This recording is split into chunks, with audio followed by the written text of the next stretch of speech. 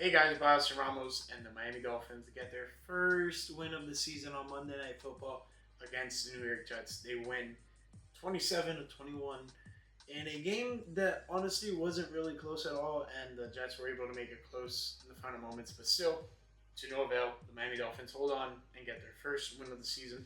That is absolutely huge for them in a moment where they debuted the pitch blue rivalry uniforms only to be worn once a year. Hopefully, I'm interested to see how they go about this because it's going to be introduced to an NFC and an AFC division the following season. Now, whether the fact that the Miami Dolphins wear this moving forward, that is TBD. I'm interested to see if they do. I like the uniforms; they look pretty cool. Should only be worn during night games because damn, is it hot in Miami, and it will not be bode well for this Miami Dolphins team. They may have a meltdown. Miami is very historic for having those very hot sidelines during regular 1 o'clock window games. I wouldn't imagine the Miami Dolphins wearing this outside of any type of prime time window. Now, with all that being said, we got to get to some news here. Tyreek Hill looks to be done for the season. The severity of the injury is, uncertain at this very moment in time. Uh, all the reports are reporting that it is a dislocated knee. The injury is pretty gruesome. It is included in the highlight. If you guys stick around to see the highlight, I just want to give you guys forewarning. It is included and it does not look good. So skip through if you do not have the stomach for that. I, for one, am one of those type of people.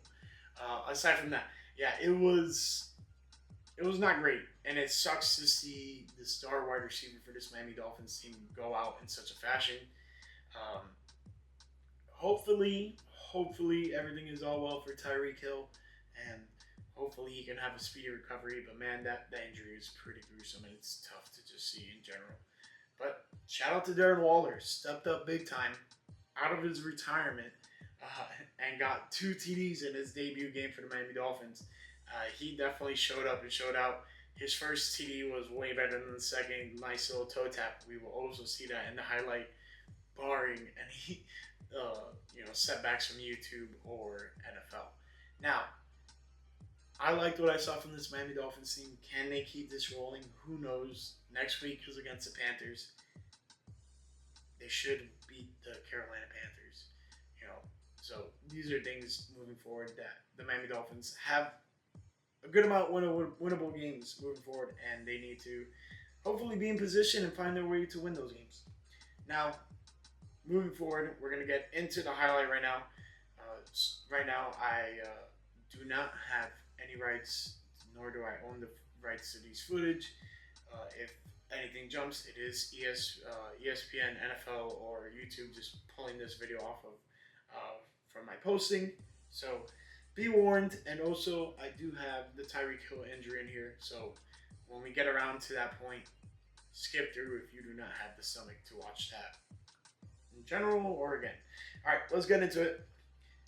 Miami Dolphins on Monday Night Football hosting the New York Jets. And man, oh man, the defense got off to a hot start, stopping Braylon Allen at the goal line, forcing a fumble. Big time move here by Jack Jones. Dolphins get on top of it. And man, oh man, they capitalize pretty well. Darren Waller gets his first touchdown as a Miami Dolphin. And man, look at that footwork. 1, 2. Darren Waller gets in for the end, 6. Puts the Dolphins on top early after their first field goal drive. Dolphins defense swarming Justin Fields, forces him to fumble there. Jalen Phillips get on top of it.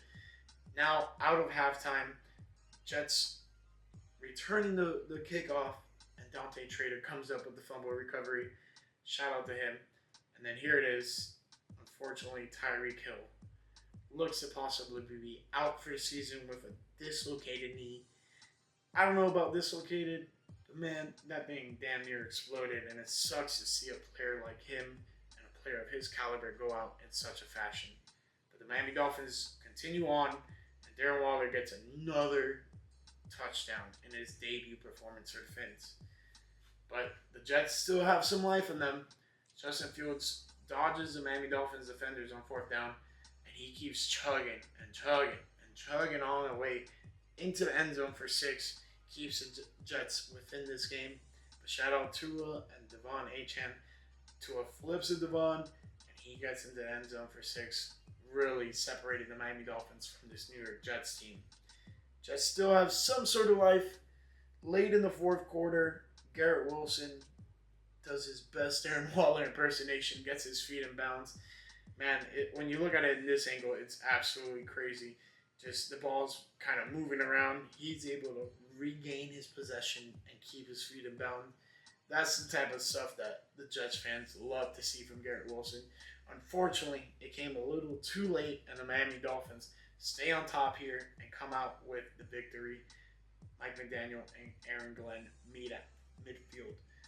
Man, this was quite the matchup for the Miami Dolphins. They had it pretty handed throughout the entire game, and there were brief stints and moments where the Jets were within, striking distance, and the Miami Dolphins shut it down almost each and every time. So I think all in all, in that type of sense, the Miami Dolphins did exactly what they needed to do. Let's hop into some team stats here. I want to go turnovers. Miami Dolphins had forced 3 turnovers, had a time of possession of 30 minutes and 48 seconds. The New York Jets had 29 minutes and 12 seconds. Let's see. Dolphins were 4 of 12 on third down. The Jets were 4 of 9, and then they were also 1 of 2 on fourth down. Miami Dolphins were 1 of 2 on fourth down. If we keep it moving, that's all I can really say for the defense.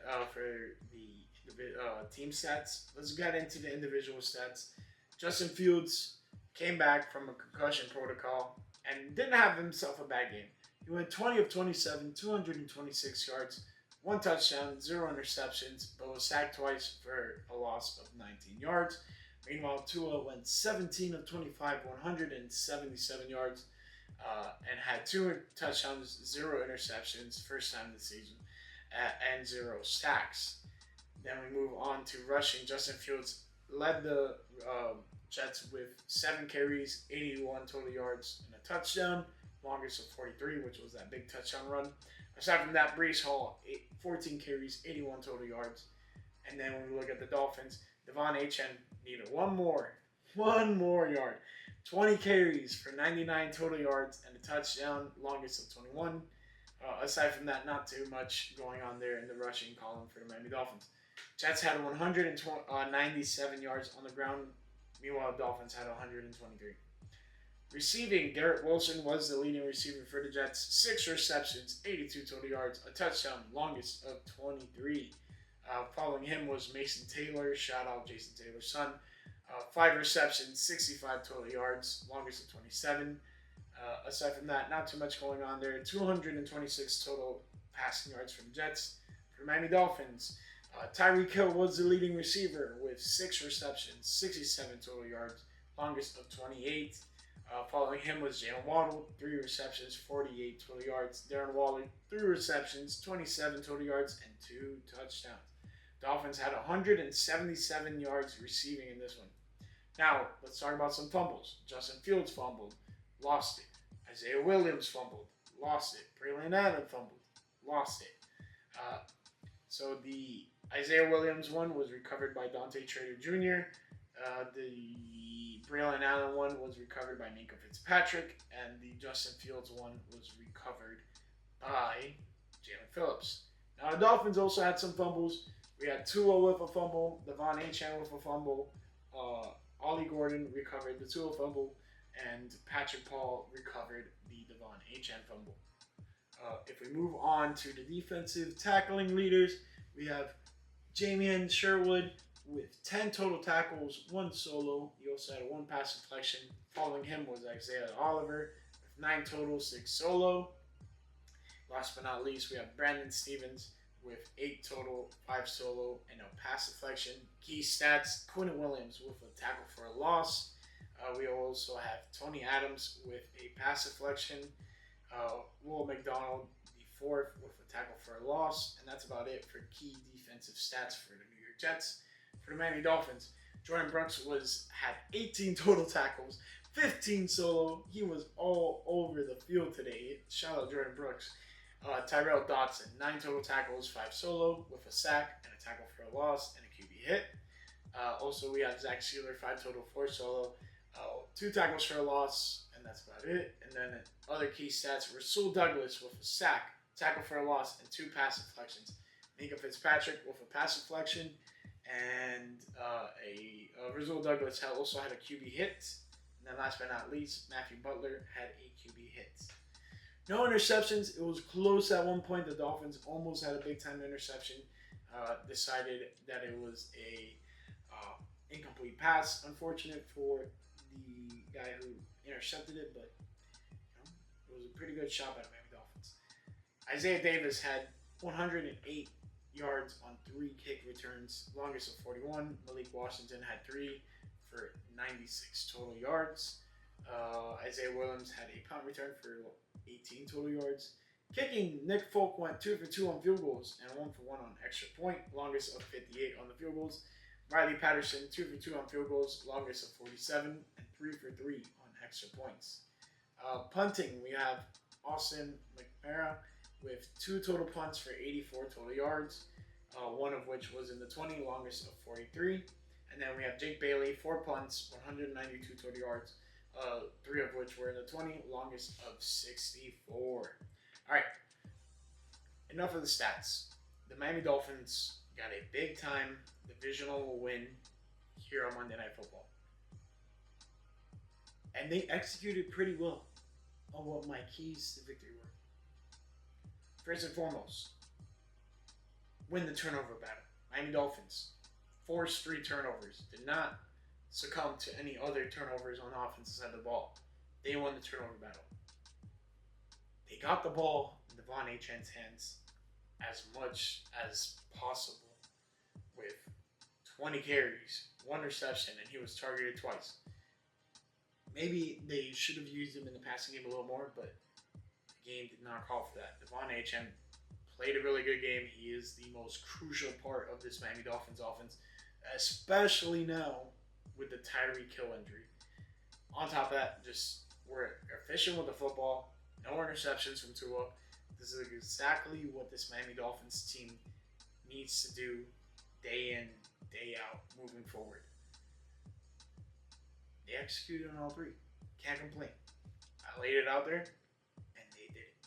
So, shout out to the Miami Dolphins. They looked pretty well on this Monday Night Football win. They go on the road to play against the Carolina Panthers, who look all right. They played pretty well against the Atlanta Falcons. Haven't really done much else since. Hopefully, Miami Dolphins can continue on this hot streak and get rolling and get some more wins in the column, because they have a nice, tough matchup back at home the following week against the Los Angeles Chargers. So, should be interesting to see.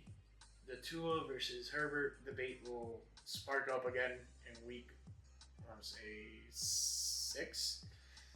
So let's see what it is when that time comes around. But I was very entertained with how this Miami Dolphins team played and executed. They didn't have too many errors. They were at home. They did exactly what they needed to do. Take that on the road against an opponent that you should beat, and then we'll start talking about whether or not this Miami Dolphins team is good and legit or not. Aside from that, they'll come back home, play the Chargers, and then we can really have a good feeling about what this Miami Dolphins team brings to the table. Aside from that, there was a banner flying around the stadium. Fire the GM, fire the head coach, cut the quarterback. Hopefully that silences some of the doubters moving forward for just some time. I know they're out there, and hopefully they get weeded out from this grass.